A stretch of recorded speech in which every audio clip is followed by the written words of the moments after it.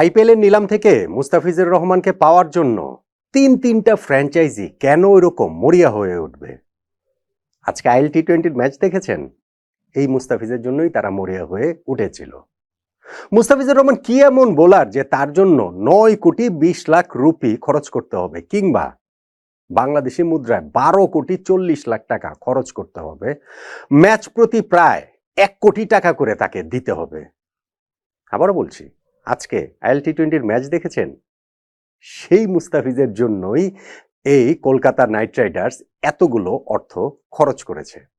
দেখুন, উইকেট অনেকেই নিতে পারেন, কিন্তু ইম্প্যাক্ট টি-20 ক্রিকেটের জন্য যেটা ভীষণ রকমের গুরুত্বপূর্ণ, সেই ইম্প্যাক্টের দিক থেকে মুস্তাফিজ আসলে বল হাতে এখন পৃথিবীর সবচেয়ে গুরুত্বপূর্ণ বোলারদের একজন, এইটা স্বীকার করতেই হবে। কত উইকেট তিনি নিলেন, কত রান তিনি দিলেন, তার ইকোনমি কত, তার স্ট্রাইক রেট কত, সেগুলো গুরুত্বপূর্ণ, কিন্তু টি-20 ফরম্যাটে ইম্প্যাক্টটা এত গুরুত্বপূর্ণ, এবং সেই ইম্প্যাক্টটা এই টোটাল আইএল টি-20 জুড়েই আমরা দেখতে পাচ্ছি মুস্তাফিজের কাছ থেকে। এবং এই ম্যাচে সেটা এত ভালোভাবে দেখা গেল যে বোঝা গেল কেন আইপিএলে তিনটা ফ্র্যাঞ্চাইজি মুস্তাফিজের জন্য ওইভাবে ঝাঁপিয়েছিলেন। বোঝা গেল কেন কলকাতা নাইট রাইডার্স তাকে 12.5 কোটি টাকা দিয়ে দলে নিয়েছে। এরকম ইম্প্যাক্টফুল বোলারকেই তো আইপিএলের প্রয়োজন, যে কোনো দলেই আসলে, যে কোনো লিগেই প্রয়োজন। মুস্তাফিজ এই আইএল টি-20তে 7টা ম্যাচ খেলেছেন, এখন পর্যন্ত 14টা উইকেট নিয়েছেন, হাইয়েস্ট উইকেট টেকারের তালিকায় তিনি 2 নম্বরে রয়েছেন। এগুলা গুরুত্বপূর্ণ স্ট্যাট, কিন্তু আমার কাছে সবচেয়ে গুরুত্বপূর্ণ স্ট্যাট, আমার কাছে না, এটা সবার কাছেই আসলে হওয়ার কথা, ইম্প্যাক্ট। আমরা দেখেছি যে কয়েকদিন আগে সাকিব আল হাসানের দলের সঙ্গে যখন মুস্তাফিজের দলের খেলা হয়েছিল, সেইখানেও তিনি ওই শেষ দিকে গিয়ে 1 ওভারে তিনটা উইকেট তুলে নিয়েছিলেন। এবং এই ডেথ ওভারে মুস্তাফিজ ভয়ঙ্কর, যখন দলের প্রয়োজন ওই মোমেন্টটাতে তিনি মোমেন্টাম ঘুরিয়ে দিতে পারেন। এইগুলোই তো মুস্তাফিজের ট্রেড, এটাই তো মুস্তাফিজের বিশেষত্ব, এবং সেইটা আজকের ম্যাচটাতে আরো ভালো করে বোঝা গেল। মুস্তাফিজের শুরুটা আজকে ভালো হয়নি, তিনি সেকেন্ড ওভারে বোলিংয়ে এসেছিলেন, জেমস ভিন্স তাকে একটা 4 মারলেন, রামানুল্লাহ গুরবাজ তাকে ছক্কা মারলেন, ওই ওভারে তিনি 13টা রান দিয়ে দিলেন। এরপরে 13 নম্বর ওভার শেষ হওয়ার আগ পর্যন্ত তার হাতে আর বল তুলে দেওয়া হয়নি। ততক্ষণে এই গালফ জায়ান্টস তারা ইনিংসটাকে গুছিয়ে নিয়েছে, 3 উইকেটে 110 রানে তারা পৌঁছে গিয়েছে। উইকেটে 2 সেট ব্যাটসম্যান, জেমস ভিন্স তখনও রয়েছেন, এবং আজমতুল্লাহ ওমরজাই ততক্ষণে 40s ঘরে পৌঁছে গিয়েছেন। ফলে 13 ওভার শেষে যেই দলটার স্কোর 3 উইকেটে 110, সে 7 ওভারে অ্যাটলিস্ট 70 রান করলেও তো 180 হয়ে যায়, 200 রান পর্যন্ত হতে পারে, এরকম একটা অবস্থা। এবং ঠিক সেই মুহূর্তে মুস্তাফিজকে বোলিংয়ে ফিরিয়ে আনা হলো, এবং তখনই মুস্তাফিজ তার ম্যাজিকটা দেখালেন। মুস্তাফিজ বোঝালেন তার ইম্প্যাক্টটা, এবং বোঝালেন কি কারণে আইপিএলে তিনি এত মূল্যে বিক্রি হলেও সেটা যথার্থ। জেমস ভিন্স প্রথম বলটাতে তাকে 4 মেরেছিলেন, পরের বলটাতে ওই 14 নম্বর ওভারে পরের বলটা তিনি ওয়াইড দিলেন, কিন্তু থার্ড বলটাতেই কাঙ্ক্ষিত ব্রেক থ্রু এনে দিলেন।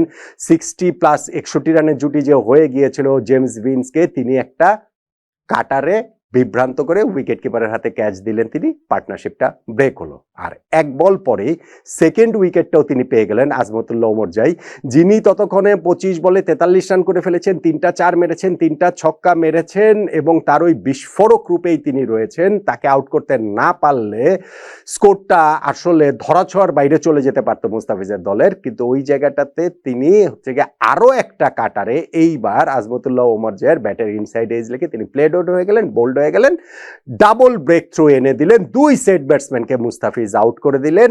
ম্যাচে দারুণভাবে কামব্যাক করলো মুস্তাফিজের দল দুবাই ক্যাপিটালস। বাট এইখানেই আসলে শেষ না, নেক্সট ডেলিভারি তিনি যেটা করলেন ওইটাই আসলে ক্লাসিক মুস্তাফিজ। ওইটাতে মুস্তাফিজকে সবচেয়ে ভালোভাবে বোঝা যায়। লেগ স্ট্যাম্পের বাইরে বল পিচ করেছে, সেইটা অফ স্ট্যাম্পের বেলস তুলে নিয়ে গেছে, ব্যাটসম্যানের আসলে কিছুই করার ছিল না। মুস্তাফিজ তখন অন হ্যাট্রিক, যদিও তিনি ওভারের লাস্ট বলটা থেকে আর উইকেট তুলে নিতে পারেননি, হ্যাট্রিক তার হয়নি। কিন্তু ওই যে 14 নম্বর ওভারটাতে যেইখানটাতে তিনি মাত্র 6 রান দিয়ে 3টা উইকেট তুলে নিলেন, সেইটার ইম্প্যাক্ট অনেক।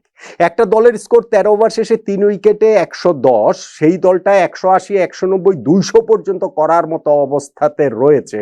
সেইখানটাতে এক ওভারটাতেই মুস্তাফিজ যখন তিনটা উইকেট নিয়ে ফেলেন, 14 ওভার শেষে তারা যখন 6 উইকেটে 116 রানে পরিণত হয়, তখন কিন্তু আর অত বড় রানের অবস্থাটা করার মতো অবস্থাতে তারা থাকে না। এইখানটাতে মুস্তাফিজের মুন্সিয়ানা, এইখানটাতেই মুস্তাফিজের ম্যাজিক। মুস্তাফিজ ইনিংসের লাস্ট ওভারও বোলিং করেছেন, সেখানটাতে তিনি আরো একটা উইকেট পেতে পারতেন এক্সট্রা কাভারে, ওইখানে মোহাম্মদ নবী ক্যাচটা না ফেলে দিলে। যদিও ওই ওভারে রান আউটের হ্যাট্রিক হয়েছে, তিনটা রান আউট হয়েছে, 156 রানে এই গালফ জায়ান্টস অল আউট হয়ে গেছে, যেই রান তাড়া করে মুস্তাফিজের দল ম্যাচটা জিতে নিয়েছে।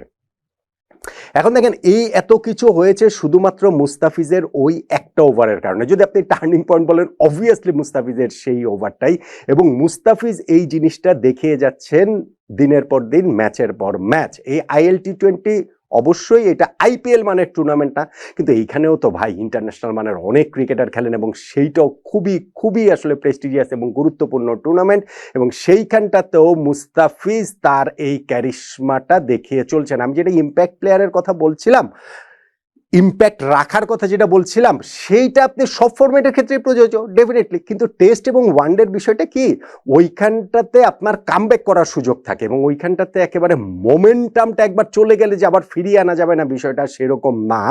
টেস্টে আপনার কোনো একটা দল হয়তো এক সেশন খারাপ খেললো, পরের সেশনে কামব্যাক করে, একটা দিন খারাপ খেললো, পরের দিন কামব্যাক করে।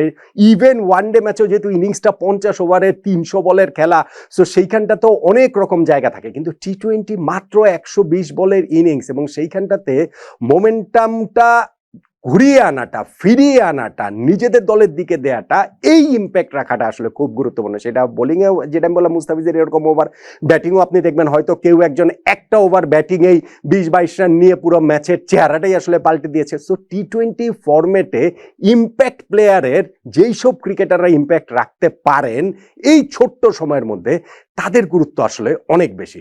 দেখেন, আপনি ভারতের যে T20 ওয়ার্ল্ড কাপের স্কোয়াড ঘোষণা করলো, সেইখানটাতে তারা শুভমান গিলকে বাদ দিয়েছে। শুভমান গিল কি কোনো অংশে খারাপ ক্রিকেটার?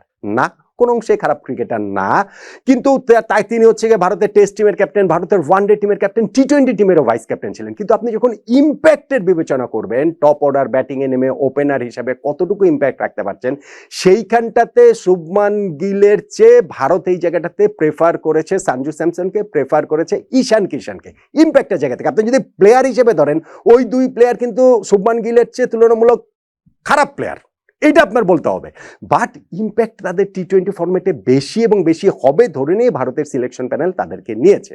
মুস্তাফিজের ক্ষেত্রে বিষয়টা হচ্ছে গিয়ে ওই রকম যে T20 ফরম্যাটে তিনি ইম্প্যাক্ট প্লেয়ার হিসেবে একজন বোলার বল হাতে নিয়ে যেভাবে ইম্প্যাক্ট রাখতে পারেন, স্পেশালি দলের খারাপ সময়, স্পেশালি ধরেন ইনিংসের শেষ দিকে, সেইটার মতো ক্রিকেটার বা বোলার ওয়ার্ল্ড ক্রিকেটে অনেক যে আছে, অনেক যে আছে, ধরেন 10 জন 20 জন 30 জন আছে, বিষয়টা সেরকম না।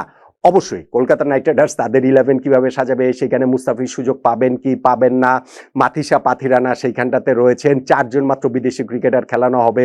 কলকাতা নাইট রাইডার্সের ভারতীয় পেস বোলিং লাইন আপের কোরটা হচ্ছে গিয়ে খুবই স্ট্রং, এগুলো সবই সত্যি, কিন্তু অ্যাট দ্য সেম টাইম মুস্তাফিজের জন্য এই যে 9,20,00,000 রুপি কলকাতা নাইট রাইডার্স খরচ করলো, সেটা শুধু খরচ করেনি, সেইটা পাথিরানার বিকল্প হিসেবেও মুস্তাফিজকে ভাবা হচ্ছে না, যে পাথিরানা না থাকলে, কোনো কারণে ইনজুরিতে না থাকলে, খেলতে না পারলে তাহলেই মুস্তাফিজ খেলবেন। নো, এই যে ইম্প্যাক্টটা, পাথিরানাও এরকম ইম্প্যাক্ট রাখতে পারেন, কিন্তু আমি বলছি এই যে মুস্তাফিজ ইম্প্যাক্টটা রাখলেন IL T20-তে, যেটা আমরা দেখতে পাচ্ছি এই ম্যাচে দেখলাম, আগের একটা ম্যাচের কথা বললাম, 1 ওভারে 3 উইকেট নিয়েছেন, সেই জন্যই আসলে মুস্তাফিজকে কলকাতা নাইট রাইডার্স নিয়েছে, সেই জন্যই মুস্তাফিজের জন্য তিনটা ফ্র্যাঞ্চাইজি নিলামে ঝাঁপিয়েছিল, সেই জন্যই এই কলকাতা নাইট রাইডার্স মুস্তাফিজের জন্য ওই 9,20,00,000 রুপির এই বিশাল অঙ্কের অর্থ খরচ করেছে। এরকম তুমুল ইম্প্যাক্ট রাখা মুস্তাফিজকেই নিশ্চিতভাবেই কলকাতা নাইট রাইডার্স IPL এ দেখতে চাবে। আর মুস্তাফিজ যেইভাবে আসলে প্রিপারেশনটা নিচ্ছেন, তাতে করে ওই রকম ইম্প্যাক্ট যে তিনি রাখতে পারবেন, সেটা বোধহয় আশা করাই যায়। আর তখন হয়তো এই আলোচনাটা আর হালে খুব একটা পানি পাবে না যে এত বেশি টাকা দিয়ে মুস্তাফিজকে নেয়ার দরকার কি ছিল।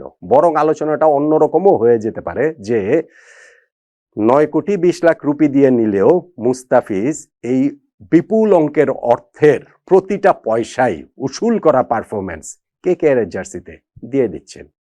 ওইটারই একটা ড্রেস রিহার্সেল কি আমরা IL T20-তে মুস্তাফিজের কাছ থেকে দেখতে পাচ্ছি না?